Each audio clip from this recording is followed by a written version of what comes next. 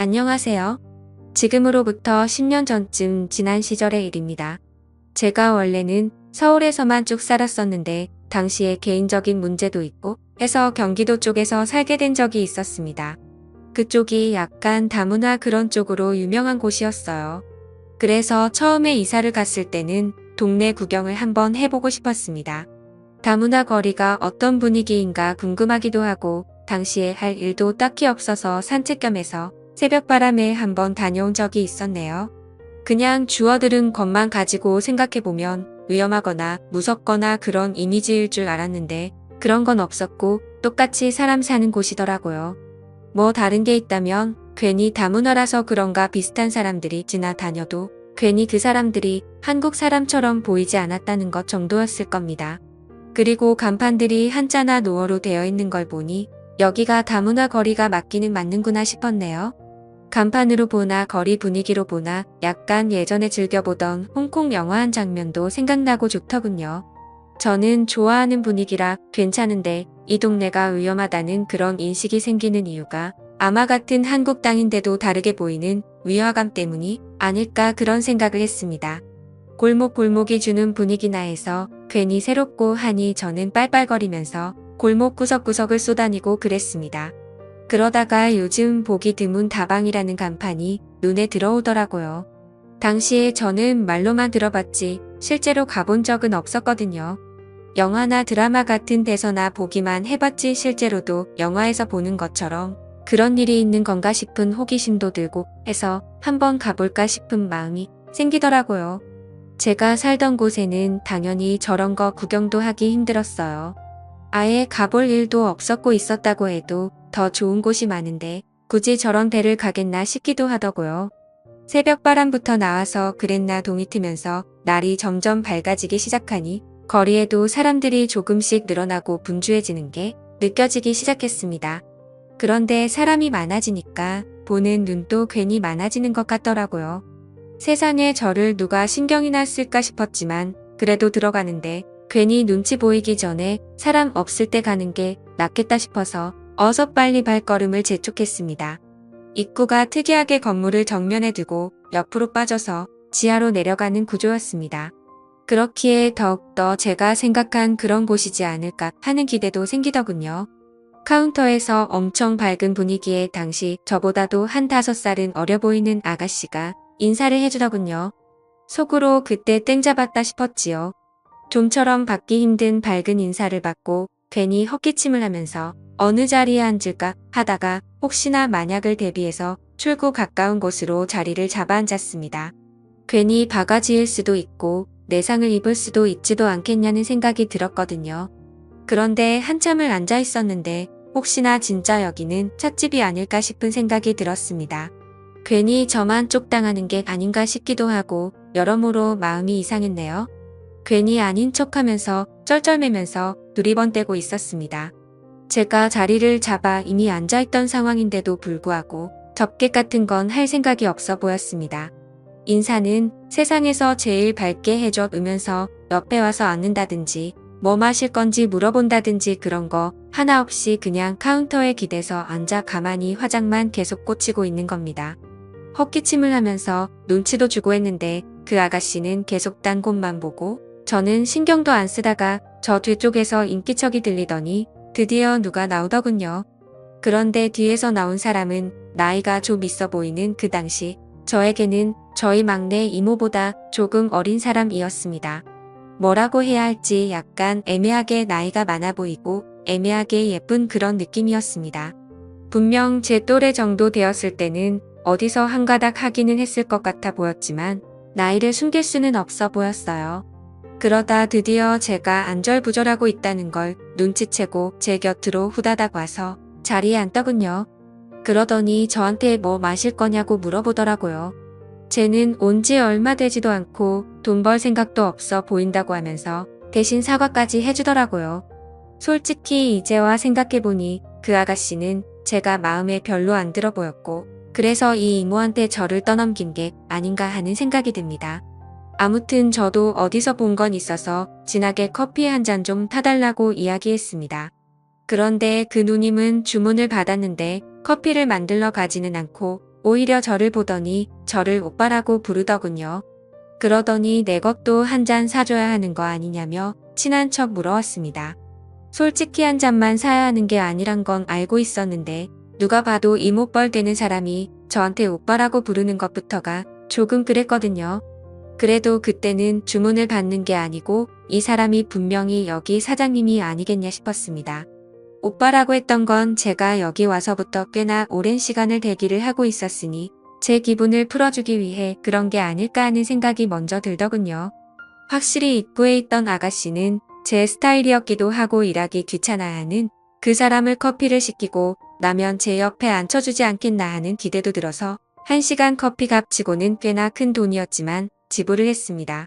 그때부터는 괜히 긴장도 되고 그랬어요.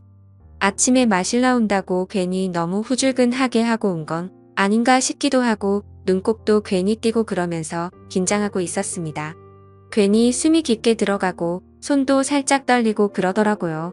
그런데 그 기대가 무색하게 그 젊은 여자는 카운터에서 여전히 관심 없는 듯 턱을 괴고 있는 상태로 딴 것만 보고 있고 그 이모뻘 되어 보인다는 분이 뒤뚱뒤뚱 커피랑 이런 걸 챙겨서 가지고 오더라고요. 컵 받침이랑 짝이 다른 데다가 입까지 조금 나가 있는 커피잔을 보니 커피 맛 또한 하나도 기대가 되지 않았습니다. 그런데 커피잔이 입에 닿자마자 저도 모르게 우아하고 감탄을 해버렸네요. 커피를 그렇게 잘하는 사람은 아니지만 그 커피 맛만큼은 제가 어디서도 단 한 번도 입에 대본 적이 없다고 해도 무방할 정도로 이것보다 맛있는 커피는 없다고 단언할 만큼 독보적인 맛이었습니다.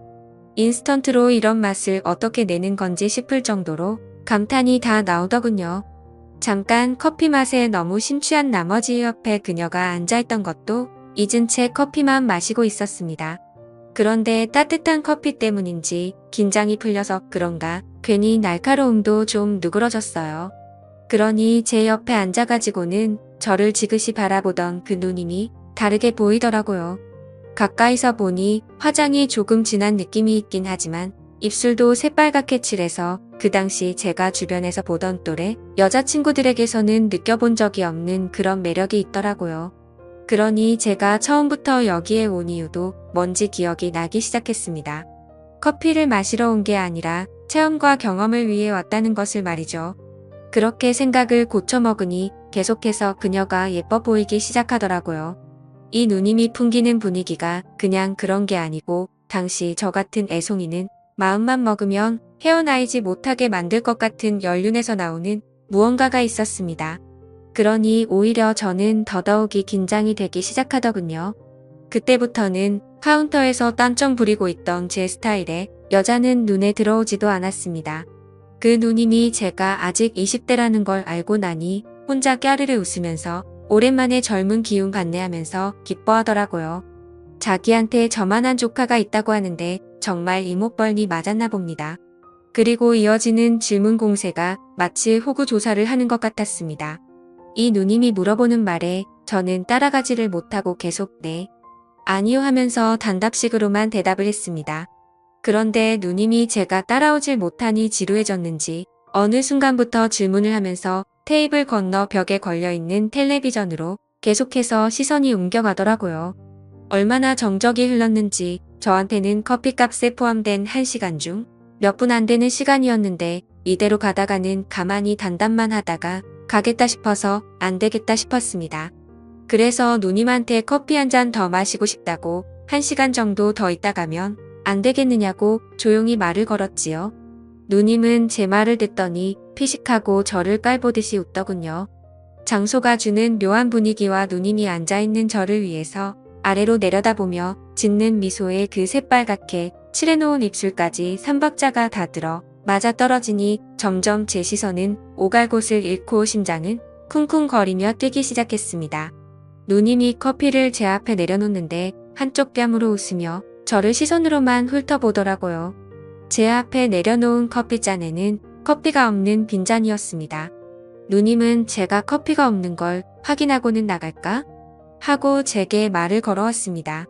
이제서야 옳게 왔구나 하는 생각이 들었네요. 그런데 그녀가 저한테 시간은 정확하게 쳐줄 테니까 일단 자기랑 어디 좀 들리자고 하는 겁니다. 무슨 급한 볼일이라도 있는 줄 알았는데 길가에 붙어있는 첨가점에 들어가서 야채를 몇 개 사더라고요. 오늘 집에 뭐 음식 좀 해놓아야 하는데 이러면 곧바로 퇴근하면 시간이 딱 맞겠다면서요. 참 그때 반성을 한 게 이 사람들 또한 삶이 있고 인생이 있고 가정이 있는 사람들이라는 생각을 했다는 점이에요. 먹고 사는 게 다 똑같은 건데 당연히 일상이 있을 거라는 그런 생각은 안 했던 거죠. 그리고 나서 향한 곳이 저희 집입니다. 아무래도 공간이 있어야 할 텐데 원래는 저도 아무리 혼자 산다지만 집까지 끌어들일 생각은 없었거든요. 그런데 먼저 집으로 가자고 물어보니 거절할 수가 없었습니다.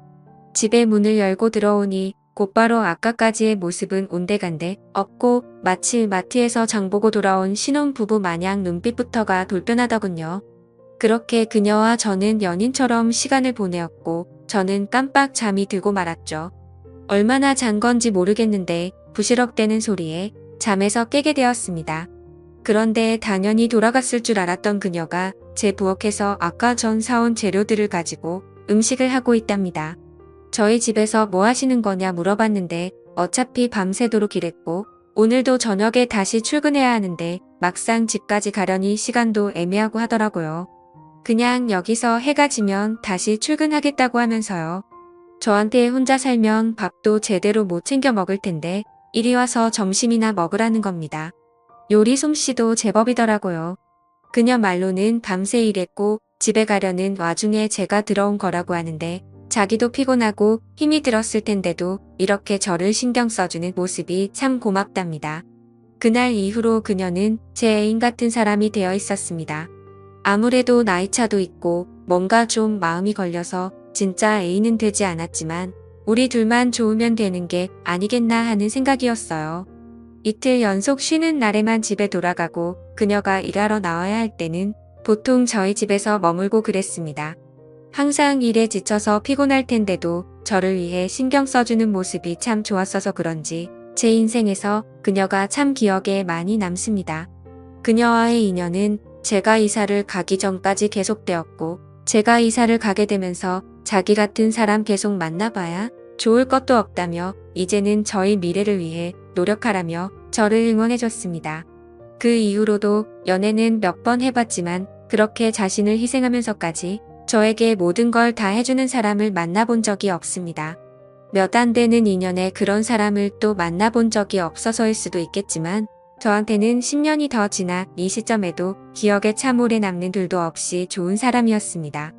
잘 지내고 있을까요? 회사에서 믹스커피를 마실 때마다 그때의 커피 맛도 생각나고 그녀가 항상 그립고 보고 싶을 때가 있네요. 지금까지 제 사연을 들어주셔서 감사드립니다.